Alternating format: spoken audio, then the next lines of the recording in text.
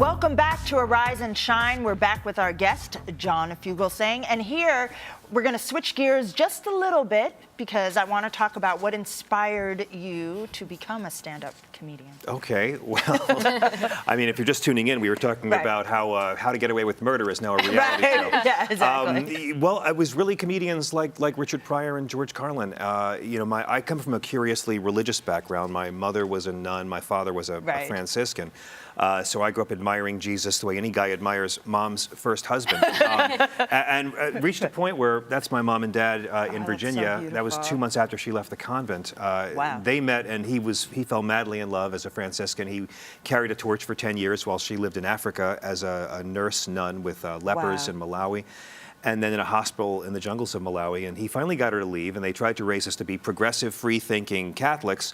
So I do stand-up because I can never afford the therapy I actually need. And then it really was a matter of seeing, the first time I saw George Carlin live, where it was the first time a comedian ever made me feel less alone. And he did very controversial, edgy material that was really at its core all about social justice and a deep love for humankind and using humor to attack injustice.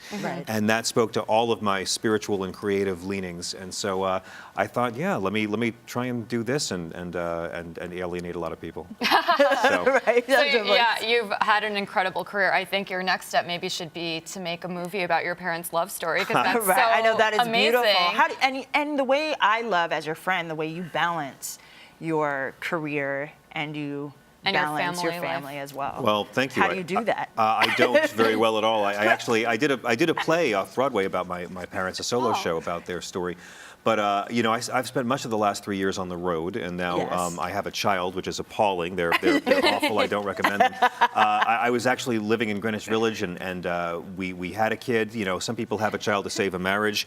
I did it so I could be the first person to board the plane. That was it. There's a reason. Babies are horrible people. They're abusive. But, babies are Chris Brown. We're Rihanna. But I finally decided to be off the road for a little bit, and I'm going to be doing I'm going to be starting a Sirius XM radio show next year for a new channel they're launching, like an NPR with humor channel. And I thought, well, that'll keep me off the road, at least on weekdays, and I'll be able to be in New York. But I think it's an important thing to ask, because I feel like people always ask women that, how do they balance? How do they balance? Yeah, they never ask men. Have you noticed that? Yeah, and that was that's why we're asking. Well, but that's even sexist against men, because it presumes men don't care. It presumes that men don't have these struggles. Care. I care too much. Yes, you do. All right, so let's talk about another aspect of your career. You've also interviewed a lot of legendary musicians like George Harrison. Tell us about that. Oh, mercy. Well, that was, that was a strange experience. I was working at VH1. It was my first real broadcasting job when I was starting out, and we did specials with George Harrison and Paul McCartney in the same week. There's George with Ravi Shankar and Ravi's wife Sukanya, and they came in to do a 10-minute soundbite to promote the Chants of India record, and I was the biggest George Harrison fan. He was raised Catholic and then went into deeper spirituality, and I related on that. And I wanted to talk about the stuff I knew he wanted to talk about, like death and God and what happens when you die and meditation. Producers were furious, yelling in my ear the whole time, talk about the Beatles! Of course. knew we didn't want to do that. So he wound up staying for 4 hours. We handed him a guitar, and he played 4 songs he had never played live before. Oh my goodness. He was diagnosed 2 months later with lung cancer. That was his last public performance and televised interview. And so at the time, I was a horrible interviewer. I was stepping on his answers, and I was making inappropriate Rick Astley jokes. And he kept talking about, being a young Beatle and meeting Burt Lancaster and realizing that celebrities are just ordinary people, not special at all. And I was like, tell me more, George, how celebrities are ordinary people.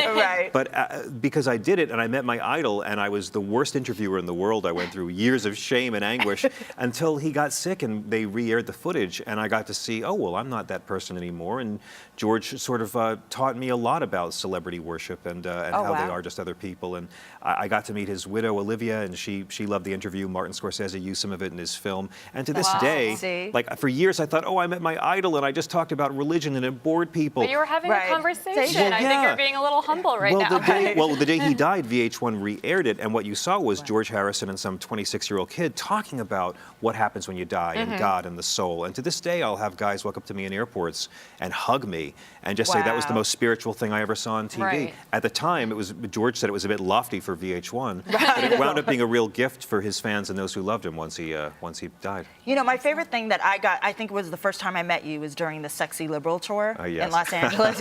One, how did you get involved with that? And also, what's coming up next for you? Well, the Sexy Liberal tour, there's Stephanie Miller and Hal Yes. Sparks. This was a tour that we did kicking off from Stephanie Miller's very popular radio show, and we just thought there's so many people What are out you guys there. doing there? That's a Charlie's The Angels. Angels pose. Yeah, that's a Charlie's Angels I get little it thing. There's so many people out there who, identify as progressive or liberal or moderate or Democrat or whatever. I'm independent. But we just thought, no one's ever done a political comedy tour, so we got Aisha Tyler and Hal Sparks, and we took it on the road and used radio to promote it. We raised money for causes like marriage equality or animal rescue in every city. And there's Lily Tomlin joined us on stage, and Rob Reiner, a lot of terrific folks. And it was very, very successful. The album went to #1, and it proved that people out there really do care about politics. And you can do a whole 3-hour show discussing politics in an entertaining way. Yeah, and you guys really did go right to that edge. So, well, but every show I made all the Republicans in the audience raise their hand, and I made the entire audience clap for them. yes. So they felt love. We got to bring them in. We got to bring them in. It was so nice having this conversation with you. Yes. Thank you So so what's much. next? Thank you. What's next for you? I'm writing a book about Christianity and politics and launching a Sirius XM show in January. What about the documentary? Oh, yes. I've just worked on this epic documentary for PBS you. About the American Dream. We retraced the journey of Alexis de Tocqueville in 1831. Wow. And 200 years later, interviewed 200 people in 17 states and 55 cities about what the American dream is, what upward mobility is now. We were in prisons, homeless shelters, trailer parks, and billionaire offices. And what did you take from that? I mean, was there a theme? The theme is that really two things. One, George Carlin, who said they call it the American dream because you have to be asleep to believe it. Right. Things are getting worse, and the American dream has gone from prospering to just scraping by. But I also got what Alexis de Tocqueville, the other quote that guided me, when Tocqueville said in 1831, "No American is devoid of a yearning desire to rise." And everyone I met, the people living in the most horrible conditions and barely getting by, but they still believe that their children will have a better life, and they're not going to give up. And so it was as inspiring as it was humbling. Amazing. Thank you. I can't wait to see it. Thank you. Thank you so much for coming, my friend. Yep. And we can't wait to see your documentary. If you want to find out more about John's tour dates, coming up projects, follow him on Twitter at John Fugelsang or on Facebook at John Fugelsang page. Thank you again for coming, my friend. It's a pleasure to be here with both of you. Thanks for having me. It's fun to have a nice, smart, funny person on the show. Of course. Thank you. Well, up next, highlights from the Arise Town Hall on Ferguson that aired 1 week ago today, and later the beautiful sounds of Flutronics, as well as model humanitarian Magdala Cooper will be here to tell us what she's doing to help in the fight against Ebola. We'll be right back with more Arise and Shine.